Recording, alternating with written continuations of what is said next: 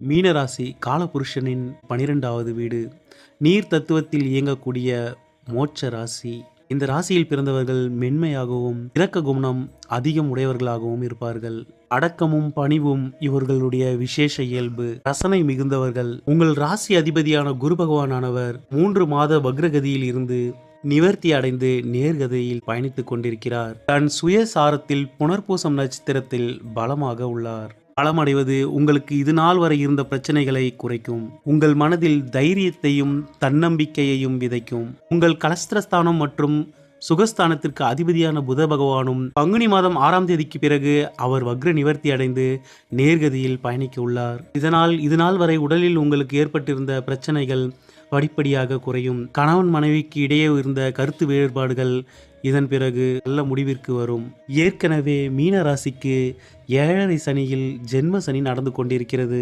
அது மட்டுமல்லாமல் உங்கள் 8ஆம் அதிபதியான சுக்கிர பகவான் கடந்த மாதத்தில் உங்கள் ராசியிலேயே உச்சம் பெற்றிருந்தார். உங்களுக்கு கடன் பகை நோயை கொடுக்க வேண்டிய சூரிய பகவானும் இந்த பங்குனி மாதம் உங்கள் ராசியில் சஞ்சரிக்கிறார். 7.5 சனி 8ஆம் அதிபதி மற்றும் 6ஆம் அதிபதி உங்கள் ராசியில் இருந்தது உங்களுக்கு பல அவமானங்களை கொடுத்திருக்கும். வாய் திறந்து வெளியில் சொல்ல முடியாத பல கஷ்டங்களை கடந்த மாதங்களில் அனுபவித்திருப்பீர்கள். பல துரோகங்களையும் பண இழப்புகளையும் சந்தித்திருப்பீர்கள். உங்களுக்கு வேண்டிய நபர் நெருங்கிய நபர்களாலேயே நீங்கள் பல பிரச்சனைகளை சந்தித்திருப்பீர்கள். இனி அந்த நிலை ஏற்படாது. ஏனென்றால் இந்த மாதம் முழுவதும் சூரியன் உங்கள் ராசியில் சஞ்சரிப்பதால் சனி பகவான் அஸ்தமகதியை அடைகிறார். பங்குனி மாதம் 28ஆம் தேதி வரை 7.5 சனியிலிருந்து உங்களுக்கு விடுதலை. சனியால் உங்களுக்கு இந்த மாதத்தில் எந்த பிரச்சனையும் ஏற்படாது. ஆனால் 6ஆம் அதிபதி சூரிய பகவான் உங்கள் ராசியில் சஞ்சரிப்பதால் டென்ஷன், மன அழுத்தம், வேலை பளு போன்றவை அதிகமாக இருக்கும். காய்ச்சல்களும் தவிர்க்க முடியாததாகவே இருக்கும். கடந்த மாதம் நீங்கள் அனுபவித்த அளவு கஷ்டங்கள் இந்த மாதத்தில் இருக்காது. நன்மை செய்ய வேண்டிய கிரகங்கள் அனைத்தும் 12ஆம் இடத்தில் கடந்த மாதம் மறைந்து இருந்ததால் உங்களை ஒரு வழிபடுத்தியிருக்கும்.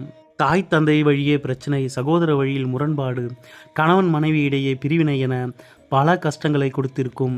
இதற்கெல்லாம் காரணம் நன்மை செய்ய வேண்டிய கிரகங்கள் அஸ்தமனம் அடைந்தும் வக்ரம் அடைந்தும் இருந்தன.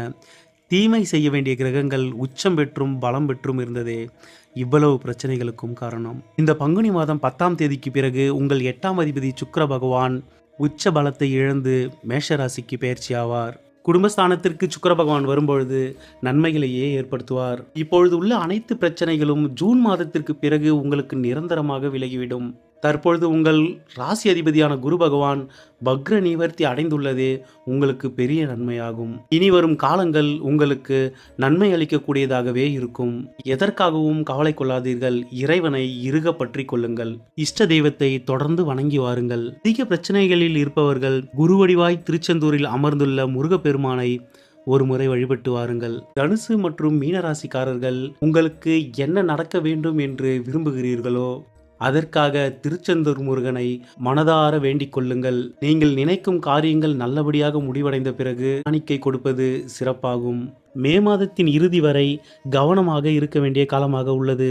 குருவின் பெயர்ச்சிக்கு பிறகு நல்ல மாற்றங்களை காண்பீர்கள். இந்த மாதத்தின் இறுதியில் உங்கள் ராசிக்கு பாக்கியஸ்தானாதிபதியான செவ்வாய் பகவான் பெயர்ச்சியாகி விடுவார். அதன் பின் பல நல்ல பலன்களை நீங்கள் காண்பீர்கள். மாதத்தின் முற்பகுதி உங்களுக்கு சிரமங்களை கொடுத்தாலும் பிற்பகுதி நன்மைகளே ஏற்படும். வியாழக்கிழமைகளில் குரு வழிபாட்டையும் சனிக்கிழமைகளில் சனீஸ்வரருக்கு நல்லெண்ணெய் தீபமேற்றி வழிபடுவதையும் தொடர்ந்து செய்து கொண்டிருங்கள். இந்த மாதம் இது நாள் வரை இருந்த பிரச்சனைகள் முடிவுக்கு ஒரு மாதமாகவே இருக்கும். மீனராசி நேயர்களே, இறைவனின் துணை என்றும் உங்களுக்கு இருக்கட்டும். நன்றி.